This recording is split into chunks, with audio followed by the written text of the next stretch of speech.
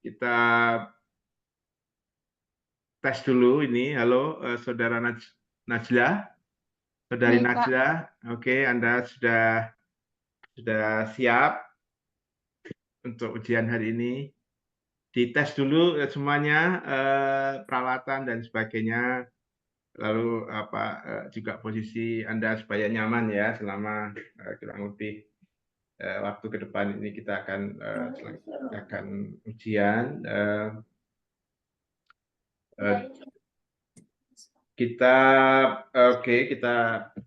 Kita mulai ya. Hari ini kita selenggarakan seminar ujian skripsi atas skripsi yang diajukan oleh Saudari Najla Safa Arlaita dalam judul Pemuda sebagai Pekerja Migran Indonesia, studi mengenai tren kalangan pemuda asal Ponorogo bekerja di Jepang. Hari ini diuji oleh Pak Dr. Hakim Ikhwan, kemudian oleh Dr. Khalil Isbah. Seperti yang saya sampaikan ya pada waktu ujian. Jadi skripsi Anda perlu ya sampai di tahap ini sudah pada tahap maju dalam ujian dan perlu untuk mendapatkan masukan ya dari dosen penguji. Karena itu saya bilang supaya Anda ya nanti dipertahankan ya pendapat Anda yang sudah tersusun itu di dalam ujian. Ya, silakan nanti waktu digunakan sebaik-baiknya untuk defend ya, untuk pertahankan apa yang Anda temukan itu di hadapan dosen penguji. Ya, dan hari ini kita beruntung ya, dua-duanya Pak Hakim dan Pak Falih sepertinya sangat siap nih untuk karena pagi sekali ini. Jadi Anda juga mendapat waktu yang pertama ini untuk di hari ini ya. Karena itu kita gunakan waktu yang sebaik-baiknya. Baik, kita mulai ujian pada hari ini. Kita berikan waktu untuk Saudari Najla presentasi selama 15 menit, kemudian nanti disusul dengan komentar dari dosen penguji dan kemudian rekomendasi. Oke, kami persilahkan Saudari Najla untuk presentasi sekitar 15 menit, poin-poin pokok ya, yang ringkas dan padat supaya mudah mendapatkan satu komentar dari dosen penguji. Baik, kami persilahkan Saudari Najla. Baik, Pak Lambang, terima kasih atas waktunya. Saya izin melakukan share screen.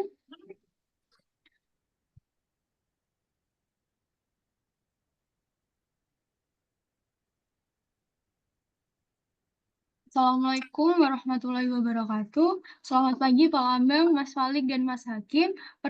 Sebelumnya perkenalkan, saya Najla Syaifah Aralia. Terima kasih atas kesempatan waktu yang diberikan pada pagi hari ini, sehingga saya dapat mempresentasikan tugas akhir saya yang berjudul mengenai pemuda sebagai pekerja migran Indonesia, studi mengenai tren kalangan pemuda asal Ponorogo bekerja di Jepang.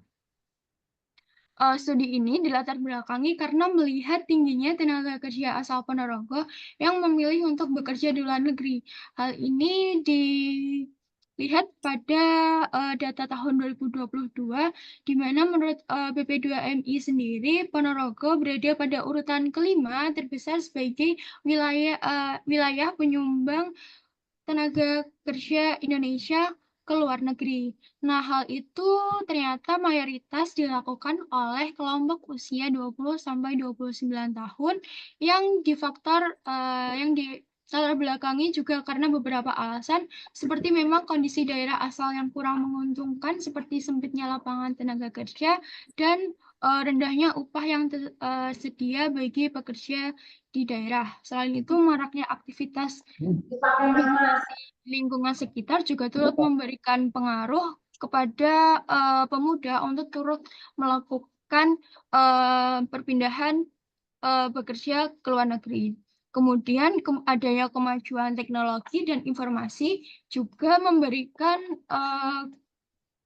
menghilangkan batasan adanya ruang dan waktu sehingga banyak sekali pekerja yang mudah untuk berpindah tempat, terutamanya dalam mengambil kesempatan ke luar negeri. Hal ini juga perkembangan migrasi semakin kompleks dan beragam, terutama salah satunya jika dilihat bagaimana pada tahun 2022 itu terjadi peningkatan secara drastis pekerja migran di Indonesia yang memilih untuk bekerja di Jepang karena memang saat ini Jepang sendiri seperti yang diketahui sedang kekurangan populasi untuk tenaga kerjanya sehingga lebih menyerap tenaga kerja asing untuk membantu pertumbuhan ekonominya.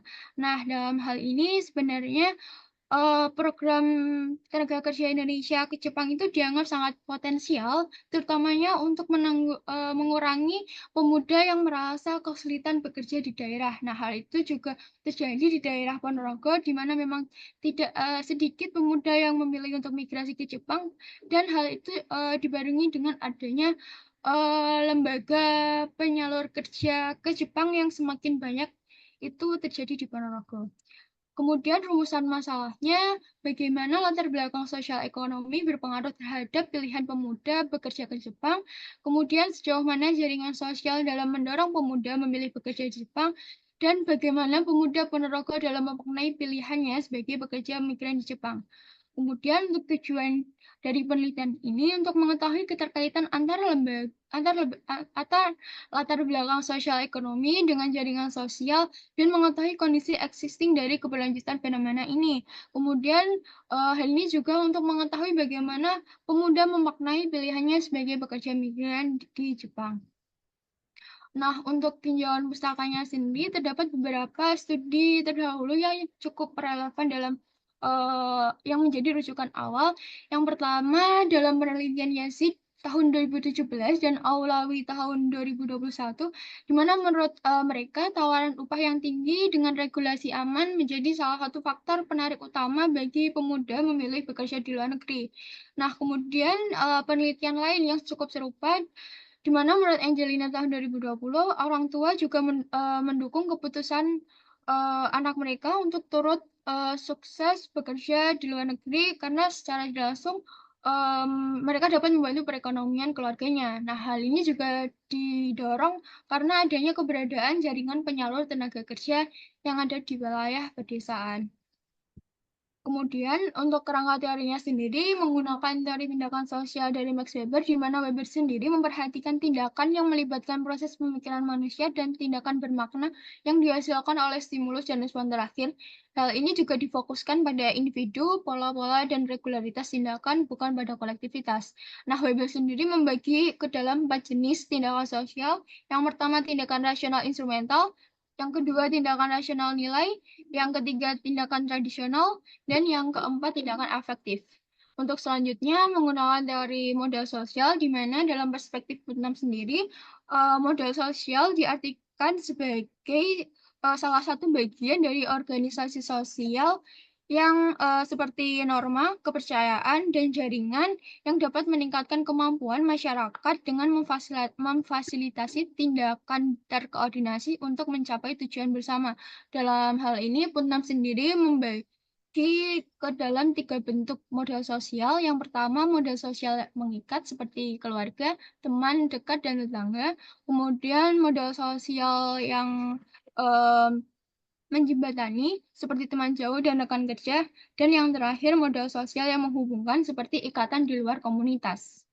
Nah, di sisi lain, saya juga menggunakan teori mobilitas global, di mana mobilitas global sendiri merupakan cukup gagasan yang baru, terutama untuk mengidentifikasi bagaimana mobilitas itu tidak hanya berkaitan dengan pergerakan manusia saja, tapi juga mencakup pergerakan yang lain seperti yang dikatakan URI tahun 2000.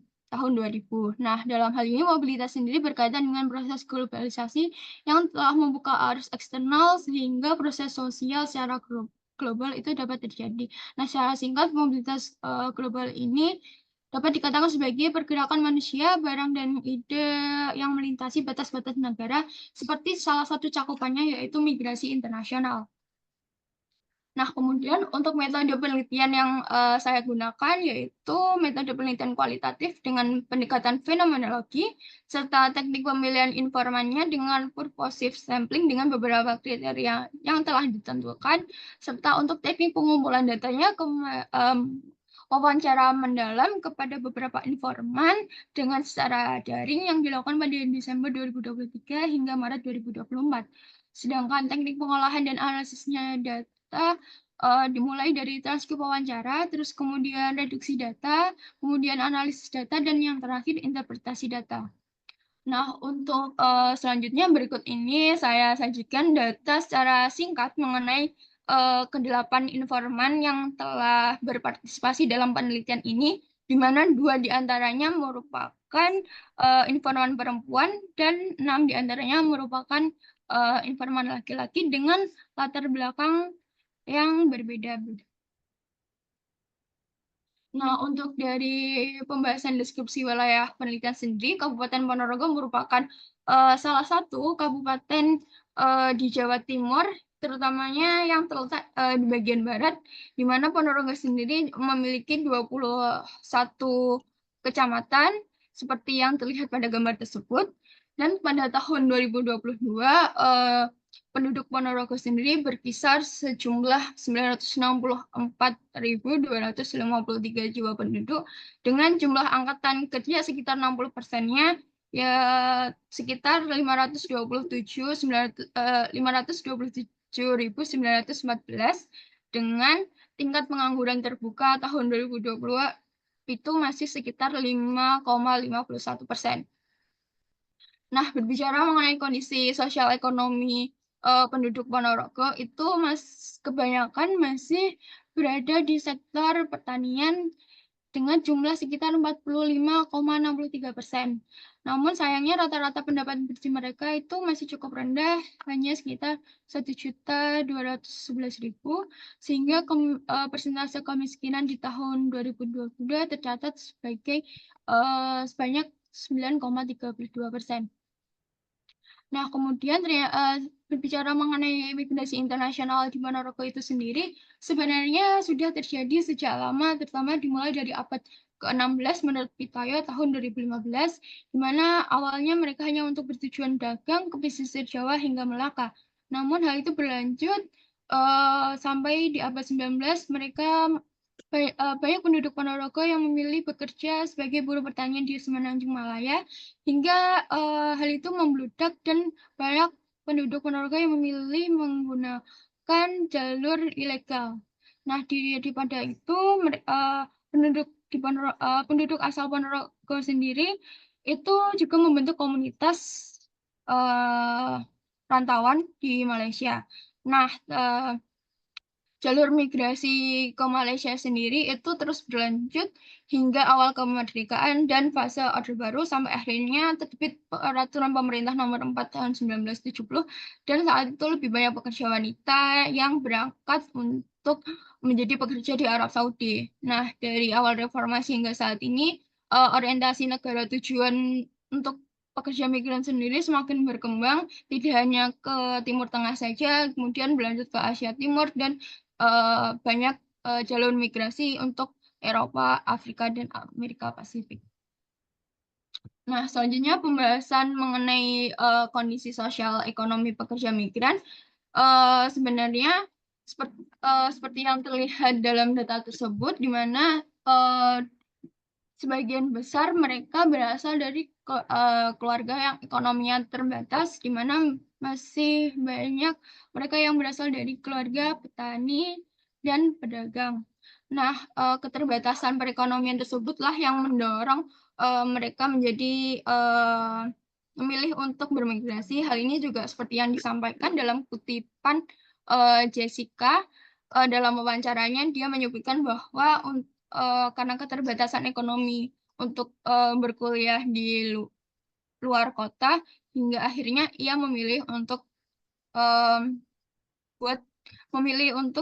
bekerja di Jepang.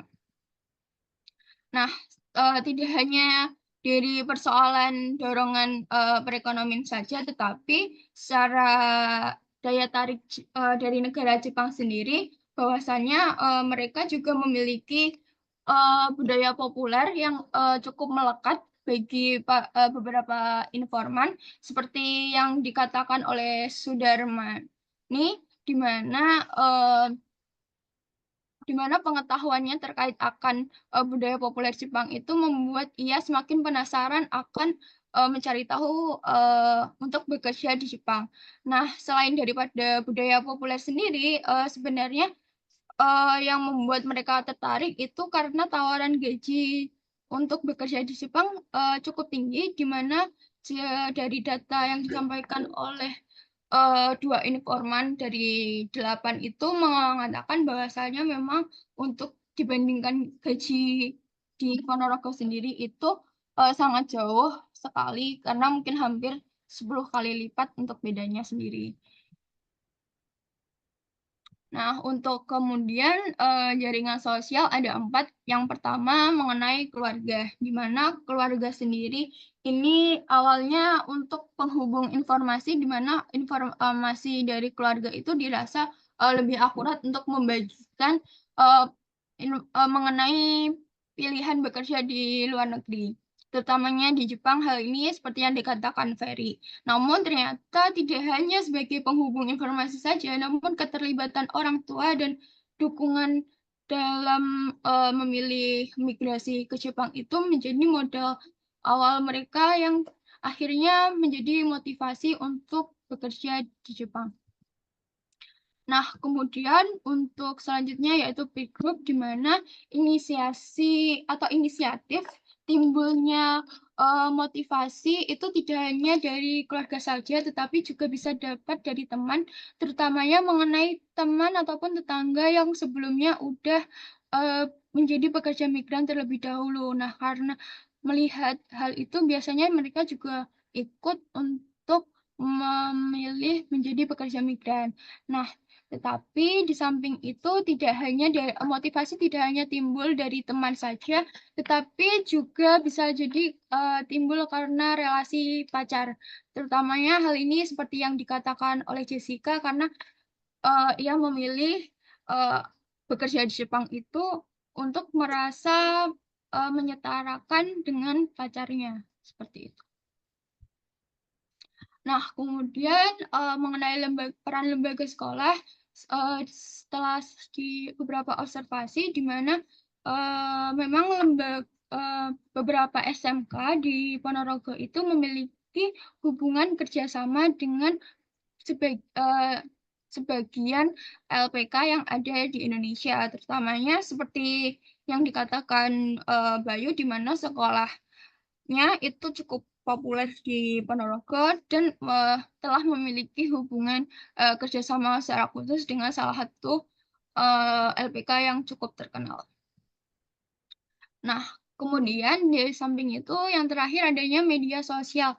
Nah, seperti yang dikatakan oleh salah satu informan, yaitu Risma, di mana ia secara tidak sengaja mengetahui informasi ke Jepang itu karena melihat dari FYP TikTok-nya. Nah, dari situlah kemudian ia memiliki minat untuk memilih bekerja di Jepang. Nah, sebenarnya mengenai media sosial ini, gencarnya video-video iklan di media sosial TikTok, terutamanya hal ini juga didukung karena memang dirasa lebih banyak memberikan pengaruh, terutamanya bagi salah satu LPK di Ponorogo. Nah, untuk selanjutnya pembahasan mengenai pemuda yang bekerja sebagai pekerja migran di Jepang ini memaknai tindakannya sebagai rasionalitas, di mana terutamanya tanggung jawab keluarga dan untuk masa depannya.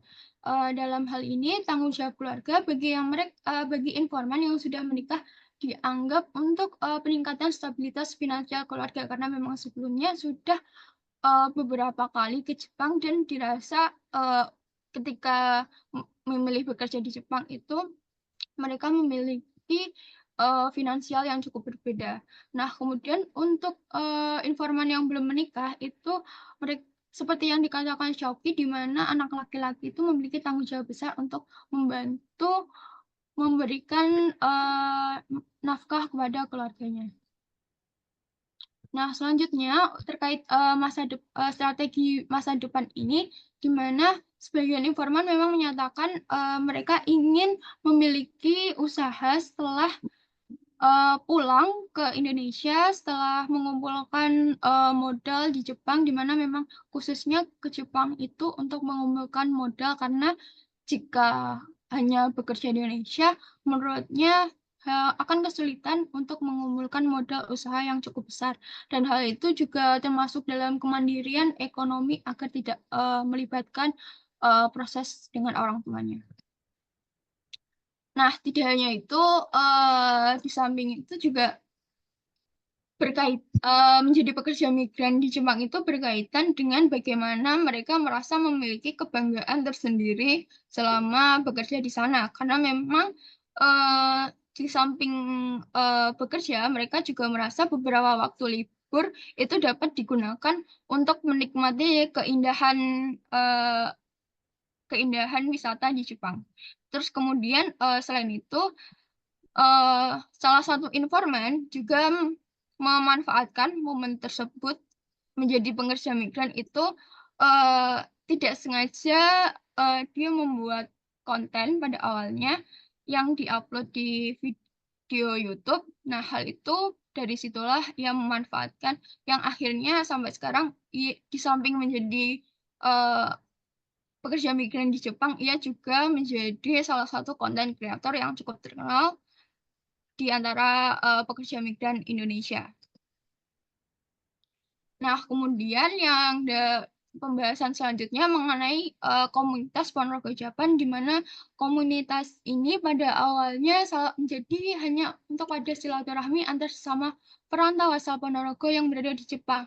Namun tidak hanya itu, kemudian berkembangnya waktu, komunitas ini kemudian juga menjadi salah satu bentuk adaptasi dan atau survive mereka di awal-awal karena memang seperti yang diketahui akan sebagian informan mengalami culture shock terutamanya mengenai perbedaan budaya di Jepang dengan di Indonesia. Nah, solidaritas yang terbentuk antar perantau tersebut menjadi modal sosial yang mereka miliki selama di Jepang. Nah, dari pembahasan tersebut dapat disimpulkan bahwasanya tren tenaga kerja asal Ponorogo ini memang sudah dimulai cukup lama, tetapi terjadinya peningkatan secara drastis itu karena adanya pengaruh dari media sosial dalam beberapa kurun waktu terakhir. Nah, selain itu, tawaran gaji yang cukup tinggi menjadi salah satu aspek daya tarik, serta jaringan sosial tidak hanya sebagai penghubung informasi, tetapi juga memberi motivasi dan dukungan kepada pemuda, terutamanya bagi mereka yang baru merasakan migrasi pertama kalinya. Selain itu, menjadi pekerja migran memang pada awalnya untuk meningkatkan perekonomian mereka dan keluarganya, tetapi tidak hanya itu, pekerja migran juga merasa memiliki kebanggaan tersendiri, sehingga mereka beberapa kali dipandang cukup berbeda dengan orang lain. Nah, selain itu, keberadaan komunitas Ponorogo Japan juga menjadi modal sosial tersendiri bagi pemuda Ponorogo yang bekerja di Jepang sebagai bentuk untuk mengurangi kesulitan di negara asing. Nah, untuk limitasi selama melakukan proses pengambilan data, sebenarnya terdapat keterbatasan untuk mengakses informasi mengenai pekerja migran ke beberapa lembaga karena memang tidak dapat memberikan informasi secara detail. Nah, maka dari itu memang karena keterbatasan untuk memperoleh informasi secara yang lebih tersebar dan beragam itu cukup sulit karena memang dan tidak semua informan itu bersedia untuk diwawancara secara langsung. Kemudian maka dari itu latar belakang sosial ekonomi informan cenderung dianggap kurang beragam dari berbagai aspek.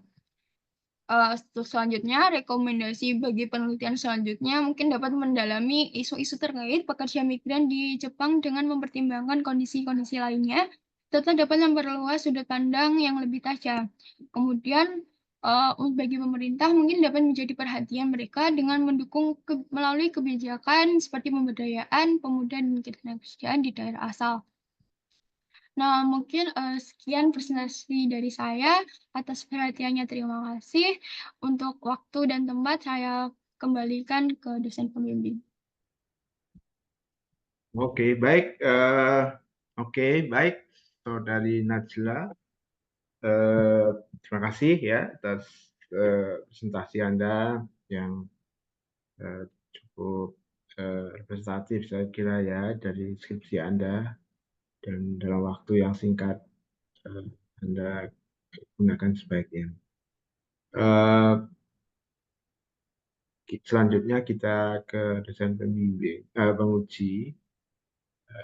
Dulu tuh banyak ya, Mas dari Najla ya, banyak masukan ya dari dosen penguji waktu ujian proposal itu, dan ya banyak juga yang masuk ya di dalam skripsi Anda akhirnya, dan ya kita sekarang berharap ya ini topik juga sudah sangat familiar. Itu dulu masukan dari Pak Hakim juga Anda masukkan, dan juga dari Mas Saleh ya. Jadi hari ini sangat penting ya untuk mendapatkan penilaian dari beliau.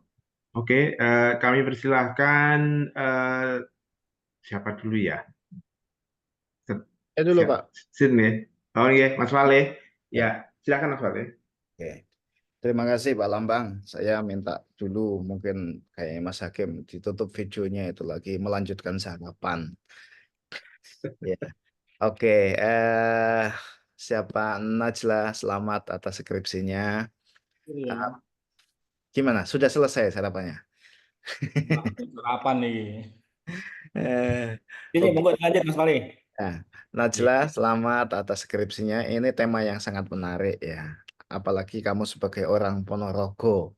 Ya, Ponorogo ini sangat populer sebagai kabupaten pengirim TKI ya. Kalau di Jawa Timur itu yang terkenal Ponorogo, Lamongan, sama Blitar kalau nggak salah. Tulungagung sama Tulungagung. Nah, dari 3 rumusan masalah yang kamu tayangkan di skripsi ini, itu kalau dikaitkan sama teori klasik dalam topik migrasi, ya. Di dalam topik migrasi itu kan ada teori klasik namanya pushing factor sama pulling factor. Faktor pendorong dan faktor penarik, ya. Nah, minimal nomor 1 sama nomor 2, rumusan masalahmu nomor 1 sama nomor 2 itu posisinya masuk ke dalam pushing factor, yakni faktor-faktor yang mendorong ya, orang untuk bekerja di luar negeri itu.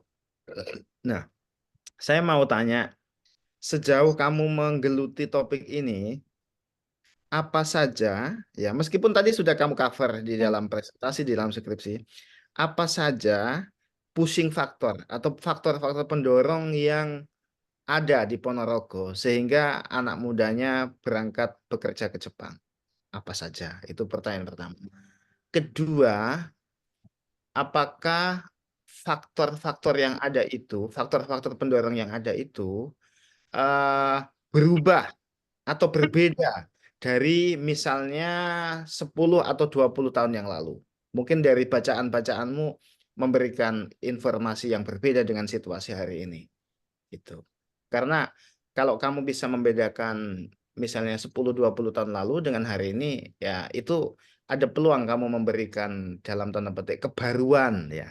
Skripsi ini kebaruannya adalah ini.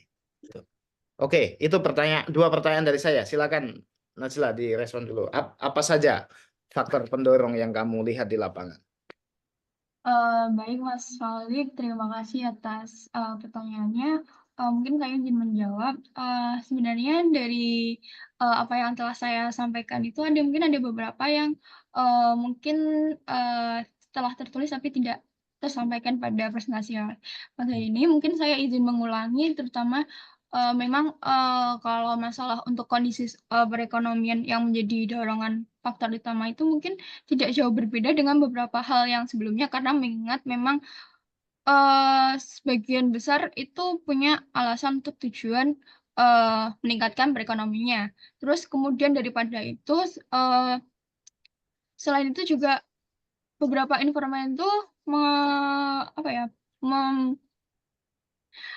bilang kalau bahwasanya kalau dibandingkan dengan kerja di Ponorogo sendiri, mereka itu merasa ada standarisasi untuk untuk kerja di Indonesia itu cukup ini kayak banyak kriteria tertentu, tetapi gaji yang diberikan itu tidak seberapa, kayak tidak seimbang begitu. Nah, selain itu tuh mungkin karena pada dasarnya karena mereka sebagian besar itu kan hanya lulusan SMK dan SMA, jadi ada salah satu informasi yang mengatakan kalau memang kalau lulusan SMK akuntansi di sini tuh bisa daftar apa sih, kayak paling cuman mentok di jadi karyawan toko seperti itu. Nah, emang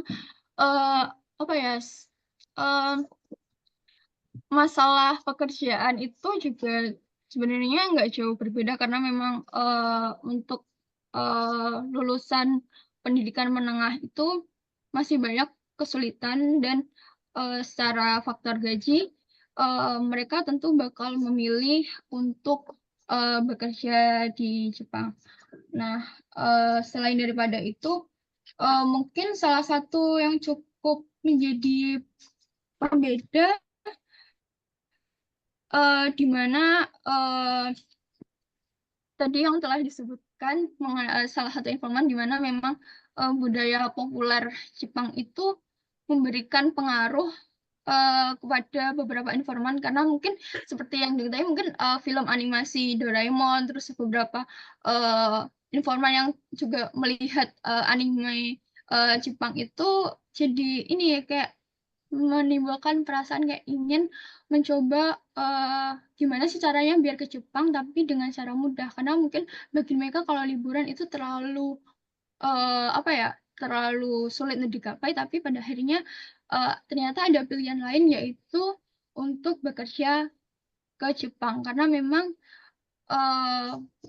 selain itu karena memang ada beberapa lembaga yang memudahkan untuk mereka dapat berangkat ke Jepang, karena ada beberapa yang menggunakan dana talang atau dana bantuan dari LPK juga sebelumnya. Nah, selain daripada itu memang faktor dorongan dari mungkin seperti relasi, terutamanya pacar, itu juga biasanya karena mungkin kalau pacar kan karena kalau informan perempuan mungkin karena dia punya pikiran kalau nanti kalau pacarku ke Jepang dia bakalan putus terus, karena pacarnya bakalan banyak sibuk waktunya. Nah, daripada terjadi perbedaan secara antara keduanya, jadi dia mempunyai pikiran untuk memutuskan juga kenapa aku nggak mengikuti jejak yang sama, kenapa nggak sekalian aja aku ikut, toh itu juga mungkin nantinya dapat pulang-pulang nanti bisa nikah sekalian, karena memang seperti itu dari beberapa terus terutamanya mungkin sebagian kalau dibandingkan dengan beberapa referensi yang telah saya baca sebelumnya memang tidak jauh berbeda, terutama terkait faktor pendorong seperti ekonomi dan rendahnya pendidikan. Cuman salah satu hal yang mungkin jadi daya yang menarik itu gimana adanya budaya populer sama mungkin salah satu relasi pacar yang jarang sekali disebut dari beberapa literatur seperti itu. Mungkin Mas Falik. Ya, ya. Oke, terima kasih. Bagus sekali. Ya, ya, gambarannya oke itu ya. Jadi pertemuan yang berbeda kamu dibandingkan studi terdahulu adalah satu, perkembangan sosial media dan konektivitas komunikasi kali ya, yang berbeda dengan 10 tahun yang lalu. Yang kedua tadi dimensi-dimensi personal ya, takut pacarnya lepas atau long distance relation dan lain sebagainya. Oke, itu saya kira itu jadi highlight ya. Kamu perlu meng-highlight poin itu sebagai kebaruan atau kontribusi kamu secara empiris ya terhadap literatur tentang faktor-faktor pendorong atau pushing factor. Berikutnya saya itu tadi waktu lihat kamu presentasi ada tabel tentang orang tuanya informanmu. Ya, terus saya cek lagi itu adanya di nomor halaman 38. Ya, itu ada satu informan yang orang tuanya, ayahnya itu guru PNS. Ya, ibunya PMI di Hong Kong. Nah, dalam benak saya, kalau hidup di desa, guru PNS itu udah kelas menengah, gitu ya. Ya, common sense saya biasanya kalau guru PNS itu anaknya mereka sudah mampu mengkuliahkan anaknya. Nah, sehingga justifikasimu, bukan justifikasi, maksudnya sehingga kalau kamu mengeluarkan statement, salah satu faktor pendorong adalah kondisi sosial ekonomi keluarga. Ya, akhirnya menurut saya, ini nggak ada masalah dengan ekonomi mestinya kalau guru PNS, gitu. Oke, untuk informan itu coba ceritakan apa yang terjadi dengan mereka. Baik Mas Halik, kebetulan itu informasinya salah satu teman sekolah saya waktu SMA dan mungkin secara perjalanan mungkin sebelumnya setelah lulus SMA itu memang dia sempat mendaftar kuliah beberapa kali dan kebetulan memang sudah menjalani perkuliahan di salah satu politeknik di Bandung itu selama 1 semester. Nah, namun dia tuh bercerita karena ada beberapa hal yang mungkin kurang dijelaskan seperti dia merasa ada masalah dalam keluarganya. Nah, mengenai guru PNS tadi itu sebenarnya dia bilangnya itu karena itu ayah sambung dan dia merasa ada gejolak di dalam dirinya kayak kurang merasa kayak nggak enak untuk memberikan kurang merasa nggak enak sama ayah sambungnya karena memang dia sendiri punya adik satu dari ibunya dari secara pihak ibunya. Nah, selain itu ayahnya juga memiliki anak lain. Jadi dia memikirkan kalau gaji ayahnya itu juga untuk menghidupi anaknya yang lain. Jadi sehingga mereka ada merasa kayak kurang enak untuk meminta biaya perkuliahan seperti itu. Nah, selain itu di situ tuh juga dijelaskan bahwasanya kalau ibunya itu baru berangkat menjadi pekerja migran di Hong Kong itu juga karena untuk membantu perekonomian, terutama untuk mengkuliahkan si salah satu informan tersebut karena memang ibunya itu baru berangkat pada sebelum COVID, jadi belum lama juga. Nah, kondisi seperti itu jadi kayak dia merasa karena kondisi perekonomian keluarganya yang mungkin kalau buat kuliah selama 8 tahun dia merasa karena kurang enak harus merepotkan orang tuanya terutama ayah sambungnya yang juga memiliki anak lain jadi sehingga dia mengesampingkan dulu kuliahnya dan memilih untuk keluar terus cari kerja terus kemudian dia dapat informasi kerja di Jepang dan dia karena mikirnya ntar kuliahnya belakangan aja kalau memang sudah punya uang sendiri seperti itu. Oke, bisa dipahami kalau konteksnya seperti itu bisa dipahami. Jadi dia berada dalam keluarga yang tidak solid ya. Ayahnya sambung, terus ada saudara sambung dan lain sebagainya. Oke, bisa dipahami. Itu kalau memang demikian ya, di bawahnya tabel yang halaman 38 apa yang kamu jelaskan pada saya harus muncul itu. Karena itu bagi orang yang cuma lihat tabelnya, persepsinya akan mestinya tidak ada masalah ekonomi ini gitu. Oke. Lalu yang terakhir, apakah di dalam riset ini kamu sempat wawancara atau ngobrol dengan orang pemerintah?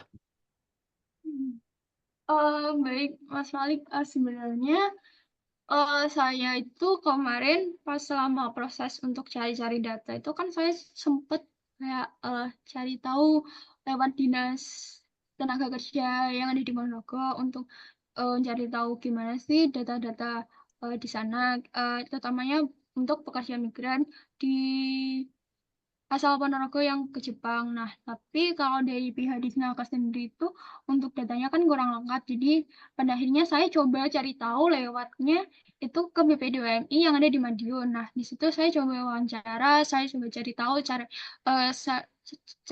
saya kulik lebih lanjut gimana sih kayak pekerja migran, terus gimana terkait situasi dan fenomena terkait tidak hanya pekerja migran yang di Jepang saja, tapi memang secara luas untuk mengetahui lebih dalam terkait fenomena pekerja migran yang ada di Ponorogo dan sekitarnya itu. Nah, terus kemudian sebenarnya saya juga sempat untuk coba tanya ke wawancara ke salah satu LPK, terutama LPK yang ke Jepang itu untuk melihat gimana kayak perbedaan dari rentang waktu selama mereka berdiri di awal tahun 2011 sampai 2024 tuh gimana trennya kayak gitu sih Mas.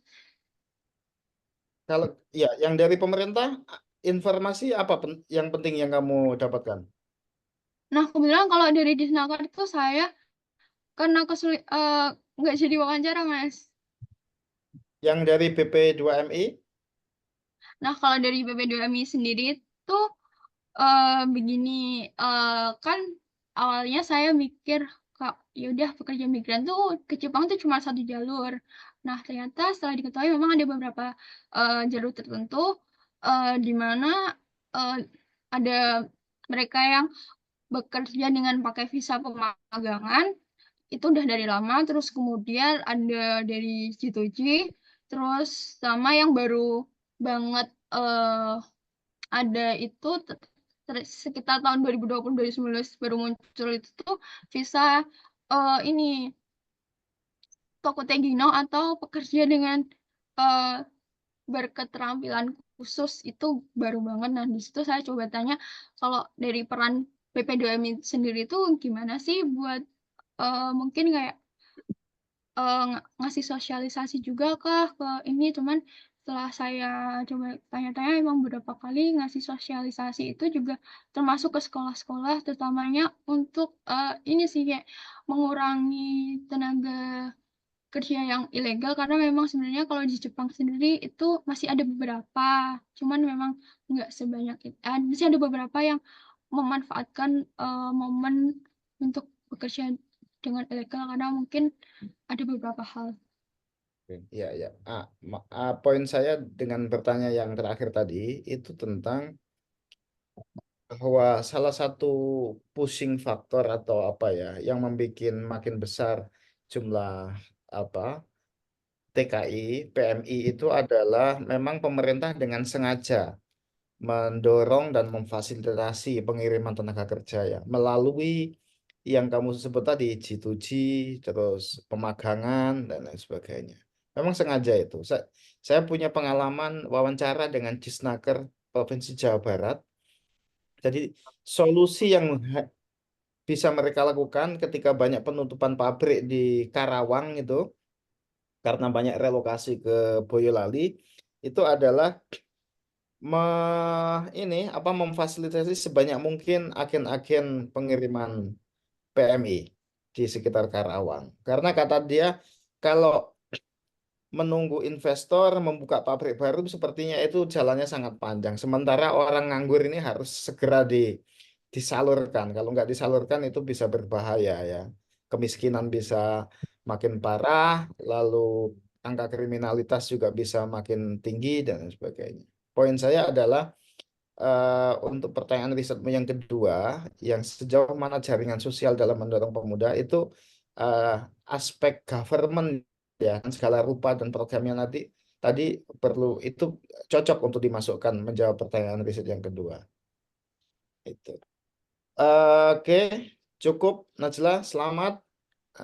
atas skripsinya. Ada masukan-masukan dari saya sebagai penguatan dan supaya skripsinya lebih bagus dan nggak usah merasa wah susah-susah ini. Enggak, ini bagian dari proses belajar. Matur suwun Pak Lambang. Ya, Saya ya, terima kasih Mas Waleh. Eh, eh, Tadi saya kira cukup jelas ya, Mbak Najwa ya, masukan dari Pak Waleh ya. Eh, yang pertama, saya kira perlu untuk apa yang Anda lakukan dalam penelitian ini ditempatkan di dalam satu perkembangan tadi yang Mas Waleh bilang, kan di dalam studi klasik itu eh, faktor pendorong dan menarik itu kan menjadi jadi perhatian gitu. Sekarang kebaruan itu di mana punya Anda itu, dan tadi sudah sampai pada itu satu saran ya, satu saran untuk supaya kebaruan atau novelty dari penelitian Anda itu perlu Anda sampaikan gitu. Apakah di level yang ini personal subjektivitas tadi, atau di level itu media ya, atau perkembangan horizon itu ya. Artinya ini gejala yang Anda temukan dalam suatu platform perkembangan masyarakat seperti apa gitu. Itu supaya lebih ditambahkan di dalam skripsi Anda, sehingga punya aspek kontemporernya itu ya, meskipun itu klasik juga, tapi aspek kontemporernya itu perlu Anda angkat gitu ya, dalam horizon perubahan yang terjadi pada saat ini gitu. Dan itu saya kira hal yang penting ya untuk Anda tambahkan ya, implikasinya Anda tambahkan ya di dalam skripsi Anda. Baik, berikutnya kepada Pak Hakim. Silakan Hakim, waktu saya sampaikan. Baik, terima kasih sekali Pak Lambang sebagai dosen pembimbing, dan Mas Falih ya sudah mengawali komentar masukan untuk Najla, dan terkhusus ini saya mengucapkan selamat untuk Najla ya, pagi hari ini bisa diagendakan ujian skripsi, dan saya kira saya bisa merasakan bahwa ujian skripsi ini memang ibarat anak lahiran itu lahirnya normal ini Pak Lambang ya, kelahirannya normal pas sesuai dengan HPL-nya, perhitungan, terus ini diagnosa dokter ini semua sudah pas gitu. Sehingga ujiannya pagi hari ini gitu, dan saya bisa merasakan ini sebuah situasi yang yang sempurna lah, yang diharapkan Pak Lambang sebagai pembimbing saya kira em, saya bisa merasakan happy gitu ya. Saya juga sebagai penguji itu seperti kata Pak Lambang di awal tadi, saya merasa beberapa masukan dulu ketika ujian proposal itu sudah tercermin di sini Pak Lambang gitu di ujian ini. Jadi memang masa pertumbuhannya ini bayi skripsi ini memang sehat, ini keluar kayaknya, ini beratnya maksimal ini kayaknya ya. Nah, jadi saya bisa merasakan itu, dan untuk itu saya kira saya menyampaikan apresiasi ya untuk Najla sudah bekerja keras untuk melahirkan skripsi ini, dan saya juga kelihatan ada passionnya gitu. Ada Pak Najla ini menulis ini ya memang eh, suka dengan tema ini, dekat dengan tema ini, dan apa eh, menjiwai gitu ya, passionate gitu ya kira-kira gitu. Saya bisa merasakan itu. Bahkan termasuk juga dalam PPT tadi ya, saya suka ini sudah seperti PPT presenter profesional ini gitu ya. Jadi sudah PowerPoint gitu, karena kebanyakan itu PPT itu teksnya gitu ya, di copy dari dari skripsi gitu ya. Kalau Najla saya kira sudah merangkum dalam beberapa gambar, misalnya tadi yang history itu ya, migrasi, dan ada teks, tapi ketika tampil ke PPT itu dia menjadi PowerPoint gitu. Ini apresiasi saya untuk Najla ya sampai sini. Jadi selamat sekali lagi untuk apa yang sudah kamu lakukan ya terhadap karya skripsi ini. Dan tadi Mas Fali sudah memberikan beberapa masukan, komentar gitu ya. Saya setuju sekali dengan beberapa masukan Mas Fali tadi dan menambahkan saja ini fungsi apa? Saya menambahkan beberapa apa poin komentar untuk skripsinya Najla. Yang pertama itu saya kira saya ingin memberikan apa? Pertama, biasanya skripsi itu sudah ada abstrak, Najla. Di sini kayaknya kamu belum nulis abstrak ya? Iya, belum saya masukkan, Mas, tapi sudah sempat menulis. Sudah sempat menulis ya, karena abstrak itu penting sekali. Biasanya kalau nanti skripsi sudah jadi, kalau ditaruh di perpustakaan itu, orang membaca pertama itu abstraknya. Saya juga sebagai penguji itu pertama biasanya lihat abstrak. Abstrak itu kan concise dari latar belakang, teori, metode, dan temuan-temuannya gitu ya.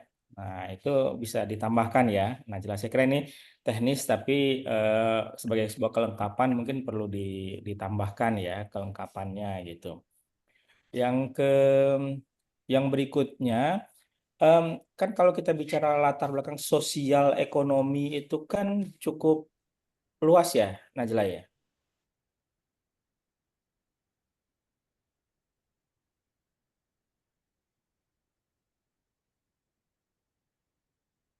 Halo?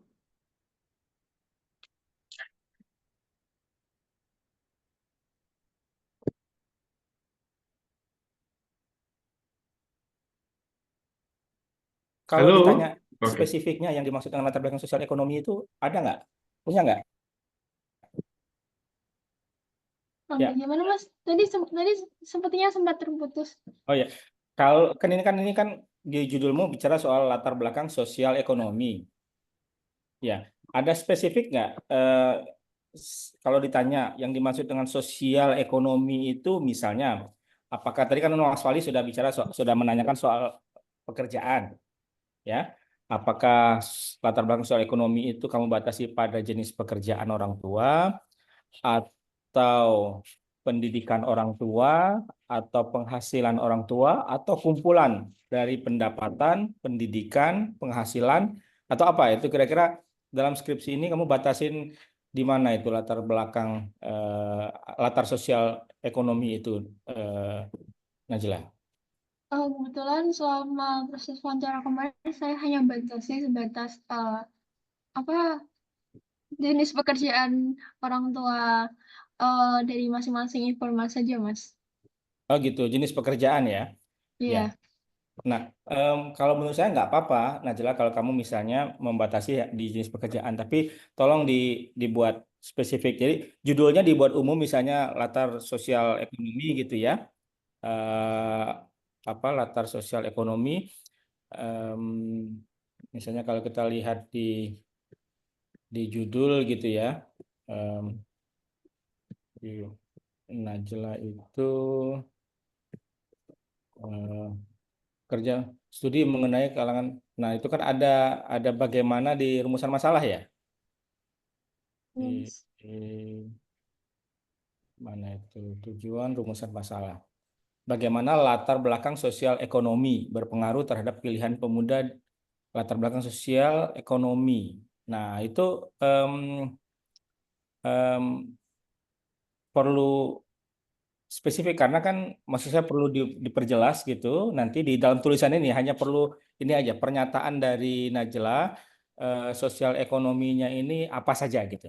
Yang di apakah pendidikan termasuk, pendapatan orang tua termasuk ya gitu ya. Atau apa gitu ya. Kalau pendidikan orang tua tidak termasuk maka misalnya tadi pekerjaan apa gitu ya. Atau pendidikan anak pendidikan yang bersangkutan itu saya kira perlu di state ya, perlu dinyatakan untuk memperjelas apa namanya posisi skripsi ini. Kemudian kalau Najla buka ini lihat mungkin tidak harus ditampilkan ya. Coba Najla lihat pertanyaan penelitian itu. Nah, coba diulangi lagi kira-kira jawaban atas pertanyaan penelitian ini apa, Najla? Baik, sebentar. Berarti dijelaskan satu-satu ya, Mas? Ya, ada pertanyaannya kan itu. Pertanyaan pertama, Ya. bagaimana latar? Kemudian sejauh mana jaringan sosial pemuda memanai pilihan. Nah, itu apa jawabannya? Kira-kira jawaban singkat lah. Baik, mungkin kalau dimulai dari latar belakang sosial ekonomi karena memang saya terbatasnya terhadap kalau untuk orang tua terbatasnya hanya pekerjaan, tadi data-datanya saya tampilkan di mana masing-masing informan pekerjaan orang tuanya seperti apa. Terus kemudian saya mengulik juga bagaimana eh, pendidikan sebelum informan. Jadi kayak terakhir pendidikan menengahnya informan itu seperti apa, hingga pada akhirnya mereka memilih untuk bekerja di Jepang terutamanya. Terus mungkin dari kira-kira kan saya mencari tahu apakah mereka langsung habis sekolah terus langsung daftar di LPK atau memang sebelumnya tuh mereka sudah sempat coba kerja-kerja di Ponorogo, entah di Ponorogo ataupun di beberapa daerah lain itu saya coba cari tahu. Jadi kayak apakah memang sebelumnya mereka memiliki pekerjaan eh, terkhusus sebelum pada akhirnya memutuskan untuk bekerja di Jepang karena memang Maksud saya beberapa begini, informasi. Najla. Gimana? Kalau dilihat pertanyaannya, terus jawabannya apa? Kan pertanyaannya bagaimana Oh ya, latar belakang sosial ekonomi. Nah, disebutkan jawabannya adalah eh, pekerja migran pemuda Ponorogo ke Jepang memiliki latar belakang sosial ekonomi apa gitu kira-kira. oh, Jawab pertanyaan satu ini apa? Jawaban untuk kalau untuk apa? pertanyaan tersebut, latar belakang sosial ekonomi pemuda memang kebanyakan kalau dari kalangan keluarga itu rata-rata orang tuanya masih di antara petani sama pedagang sebagian besar. Kemudian kalau dari latar belakang pendidikan informan itu masih menengah, di mana ada SMK, SMA ataupun madrasah.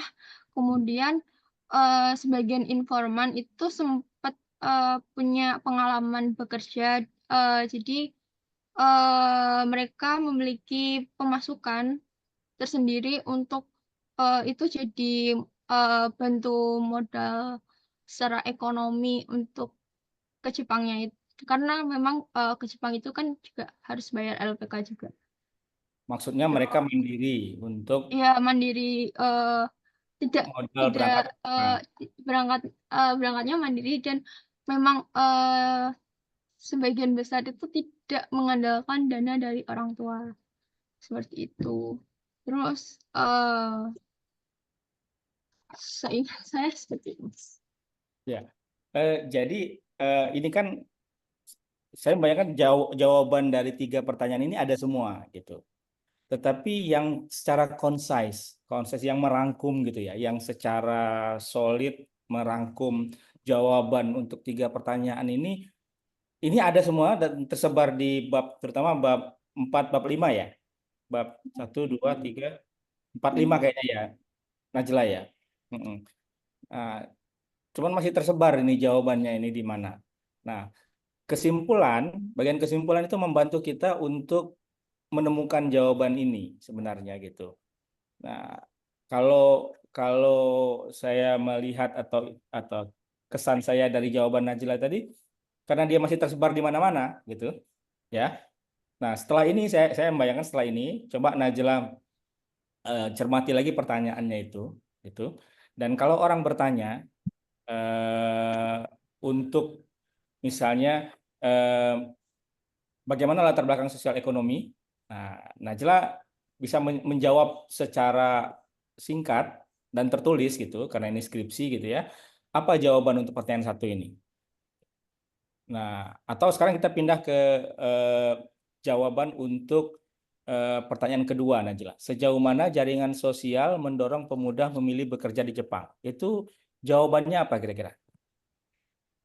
Kalau yang jaringan sosial itu memang sudah ada beberapa jaringan sosial yang cukup mendorong, terutamanya tadi dari tahapan keluarga, terus ada relasi pertemanan sampai untuk relasi personal pacar. Terus yang terakhir itu peran sekolah yang mendorong terutamanya mereka yang memiliki keterkaitan sekolah di SMK karena secara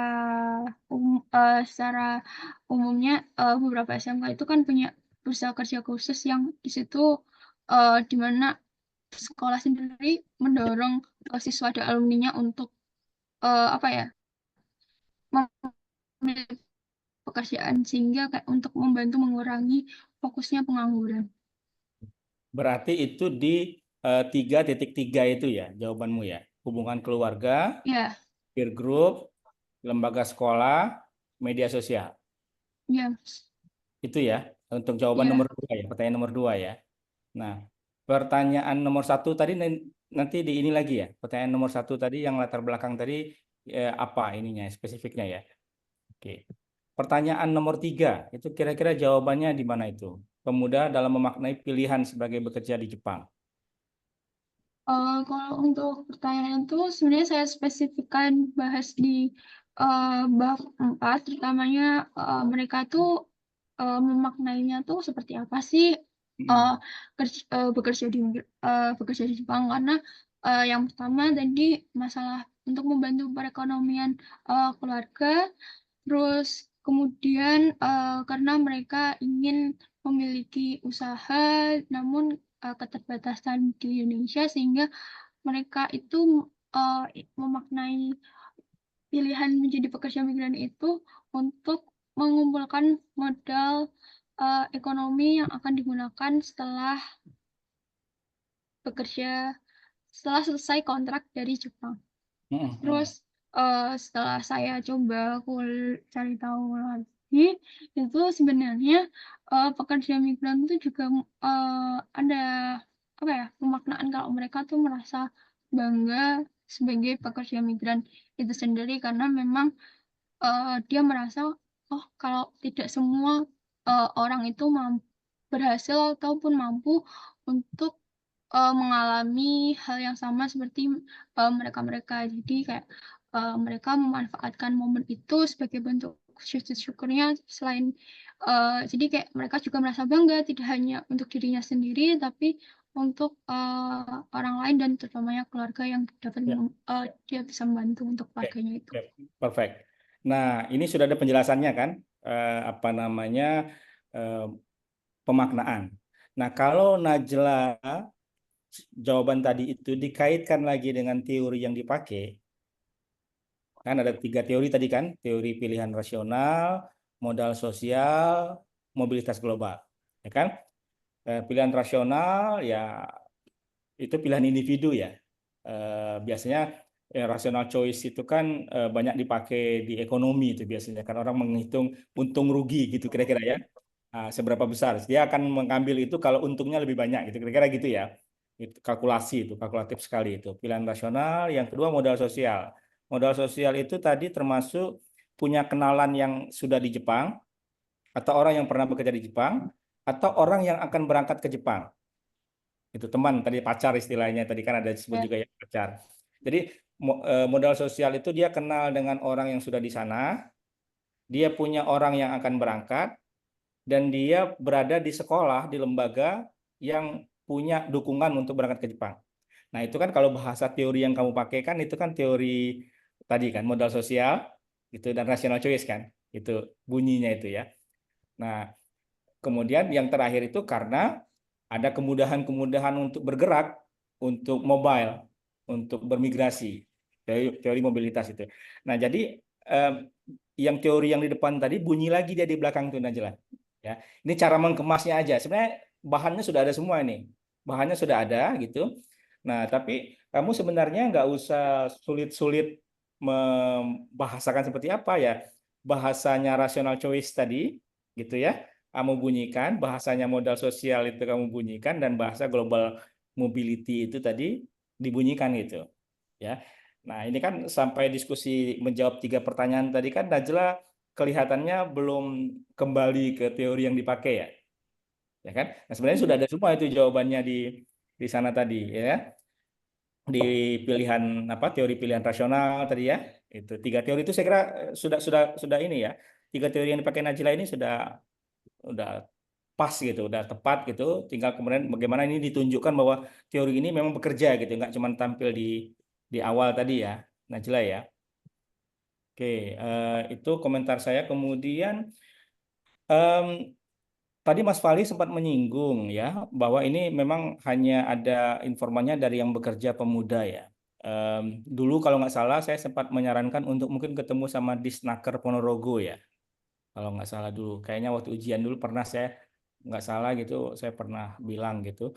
Mungkin ada baiknya juga gitu ya. Tapi kalau memang ini menyulitkan untuk ke lapangan lagi, apa mengumpulkan data, tulis saja di metode itu nanti ada semacam limitasi. Sebaiknya memang skripsi ini mendapatkan informasi juga dari pihak lain yang berkaitan langsung seperti apa Pemda Ponorogo, terutama Dinas Ketenagakerjaan dan BP2MI misalnya gitu ya. Tapi nggak apa-apa, itu hanya untuk ini aja karena apa fasilitasi Pemda keberangkatan itu penting sekali gitu ya Najla ya. Memang saya kira karena fokus Najla itu di pemuda, akhirnya yang diwawancarai hanya pemuda ini tadi saja gitu. Nggak apa-apa gitu ya. Tapi saya kira ada beberapa hal mungkin yang misalnya Najla ya, Pemda Ponorogo itu kan mau buat di apa telaga apa itu? Nah, Telaga Ngebel ya, Telaga Ngebel itu Pak Bupatinya itu Pak Giri itu pengen buat sentra untuk PMI. Dulu saya ke sana itu awalnya itu mau buat untuk Korea dan Taiwan karena tertinggi itu Korea dan Taiwan, gitu kan. Nah, dengan dikemas menjadi wisata dan pendidikan lah gitu kira-kira. Jadi BLK gitu apa ya? BLK ya, Badan Latihan Kerja itu menjadi lebih populer gitu ya, lebih anak muda di Ngebel itu, ya kan? Nah, ini saya kira sasarannya tentu anak muda ya, akan pengaruh gitu sebenarnya kalau sekalipun sampai sekarang sepertinya belum bergerak ya, tapi akses untuk ke Ngebel sudah semakin dibuka ya, jalanan sudah bagus gitu, terutama yang dari sayangnya bukan yang dari Ponorogo ya Pak Lambang, yang bagus itu yang dari Madiun malah itu ke Ngebel itu gitu ya. Mungkin mau membuka pariwisata kali maksudnya ya gitu. Ya, itu buat catatan ininya aja, catatan sedikit limitasi di metode aja misalnya. Nah, yang sedikit menggelitik sebenarnya nggak terlalu, mungkin karena Najla terlalu fokus di kajian studinya itu, yang migrasi internasional tadi itu Jepang nggak termasuk, nggak ada tulisan Jepangnya ya. Itu mungkin ada bagian di situ ditambahkan kali ya Najla ya. Karena Asia Timur itu cuma disebut Hong Kong, Taiwan, Korea ya. Nah, terus ini Jepangnya di mana ini sebagai cara membangun argumentasi gitu ya. Jepangnya di mana gitu. Mungkin eh, bisa ditambahkan, dicari referensi bahwa Jepang itu juga tujuan utama juga gitu. Ya kan? Ini tulis saja ini Pak Pitoyo yang kamu itu gitu ya. Pak Pitoyo itu nah, kayaknya Agus Joko Pitoyo ini kayaknya ini kan. Nah, Pak Pitoyo itu kayaknya nggak memasukkan Jepang itu di situ. Nah, Mbak Najla yang menambahkan gitu. Saya kira itu ya oke. Terakhir sekali akan lebih kuat lagi bobotnya tadi. Tadi kan saya nyinggung menjawab pertanyaan penelitian dengan dikaitkan dengan teori. Nah, kalau akan nendang lagi itu kalau Najla memberikan beberapa catatan ya. Ada catatan refleksi kritis gitu terhadap argumentasi rasional choice itu atau modal sosial itu ternyata di Ponorogo modal sosial itu terbatas sekali. Itu hanya apa namanya karena pemerintah tidak memfasilitasi yang lebih besar sehingga modal sosialnya itu hanya yang dikenal gitu. Misalnya kalau ada asosiasi pekerja migran Jepang gitu kan dibuat oleh Pemda, maka kalau ada bonding, ada apa itu ya istilah modal sosial itu kan ada ya. Misalnya kita sesama alumni UGM mungkin nggak saling kenal, tapi karena menjadi bagian dari Kagama ada ikatannya kan gitu misalnya. Nah, di Ponorogo ini memang modal sosialnya akhirnya masih terbatas pada yang mereka kenal secara langsung atau tahu secara langsung gitu. Belum ada asosiasi yang lebih besar gitu atau ikatan sosial yang lebih besar yang membuat orang menjadi satu bagian, misalnya seperti ya tadi ilustrasinya, kalau saya pakai ilustrasi itu misalnya konon alumni UGM itu kenapa kuat karena ada Kagama, sekalipun nggak saling kenal gitu kan, tapi kalau oh dia Kagama gitu itu bisa menjadi kekuatan jaringan gitu ya. Jadi itu ilustrasinya. Nah, yang Ponorogo ini kalau dari cerita Najla tadi itu ya memang yang mereka kenal, yang sudah di sana gitu, keluarga gitu, belum ada yang lebih besar. Misalnya gitu, saya membayangkan ada catatan sedikit itu, wah itu keren sekali dan saya kira publishable itu kalau udah sampai ke situ nanti ya. Ini untuk menambah bobot aja ya, Najla ya. Jadi memang penelitian itu nggak pernah tuntas itu, nggak pernah selesai. Selalu saja ada tantangan dan hal-hal menarik yang bisa ditambahkan. Saya sekali lagi mengapresiasi untuk karya ini luar biasa ya. Sekali lagi untuk Najla dan tentu ini di bawah pembimbing ya, Pak Lambang ini. Tuh. Saya ini Najla mengulangi yang saya alami dulu juga, saya di bawah beliau ini saya dulu ini. Jadi saya dulu juga bimbingannya Pak Lambang, jadi kita sama ini satu perguruan ini kita Najla ini ya. Oke, Pak Lambang demikian mungkin dari saya ya. Sekali lagi selamat, terima kasih. Sekian Pak Lambang ya. Terus. Ya, terima kasih Pak Hakim atas penilaian tinjauannya. Baik, tadi saya kira sudah cukup jelas ya, sudah dari Najla ya. Saya kira beberapa hal itu yang penting adalah Pak Hakim mencoba untuk memastikan itu rumusan masalah Anda itu punya kata jawab itu di dalam pembahasan itu. Dan itu saya kira perlu ditambahkan ya. Seperti yang waktu saya sampaikan ke Anda itu waktu awal-awal itu sepertinya Anda agak deskriptif, kurang analitik gitu waktu itu, dan Anda lalu Anda melakukan satu saya perbaikan waktu itu ya, dan hari ini Pak Hakim menilai kurang lebih sama seperti apa yang saya sarankan itu, bahwa ya Anda perlu melakukan suatu analisa lebih ya terhadap hal-hal yang Anda rumuskan itu di dalam pembahasan, dan melakukan satu interpretasi terhadap temuan Anda itu dengan teorinya, gitu.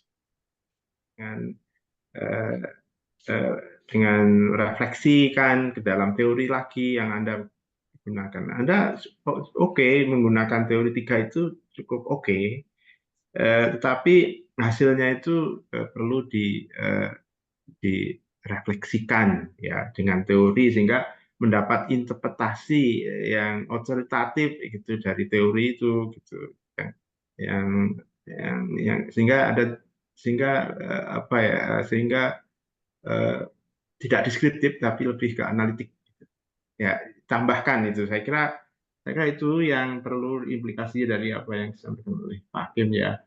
Saya kira Anda perlu melakukan suatu refleksi, interpretasi temuan itu pada teori yang bunyikan, istilah Pak Hakim, bunyikan dengan teori, interpretasikan dengan teori apa itu yang Anda temukan itu dalam pembahasan itu, sehingga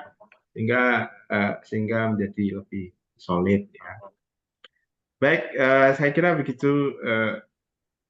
Baik,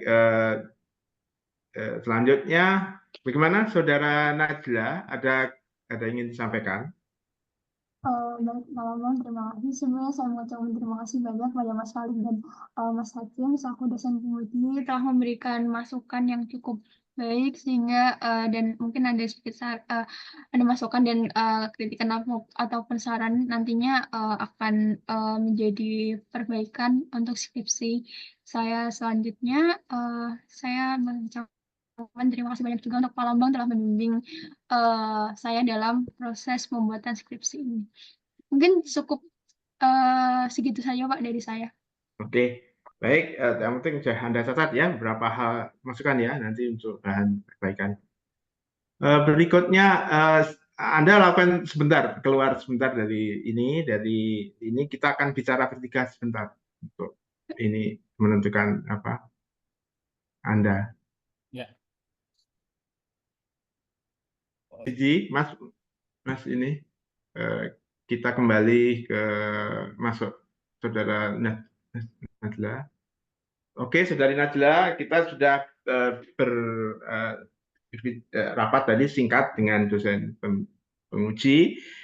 Ya, ini kan ujian ya, Anda mendapatkan satu sorotan dari penguji dan bagaimana penguji juga memberikan satu penilaian dan kita sepakat membimbingkan penguji untuk bahwa Anda dinyatakan lulus pas ya dengan sangat baik ya. Dan perlu melakukan satu revisi, satu perbaikan nanti akan mendapat grade yang lebih ya dari kita bertiga bila Anda melakukan satu respon dan kemudian satu follow up ya terhadap skripsi Anda. Demikian, Saudari Najla, kami sampaikan selamat Anda lulus Selamat dan ya, Najla ya. melakukan revisi dan semangat ya. Ya. Baik Pak, terima kasih banyak. Oke. Terima kasih Mas Hakim, terima kasih Mas Falik. Ya, terima kasih. Selamat, Selamat Najla. Pak Lambang Oke, juga. terima kasih All the best. Mas Valeh, terima kasih Pak Hakim. Matur Ya, nuwun. terima kasih. Kita cukupkan sekian ujian pada hari ini dan kita tutup dan sampai ketemu di lain waktu. Terima kasih. Terima kasih. Terima kasih. Terima Selamat kasih. ya.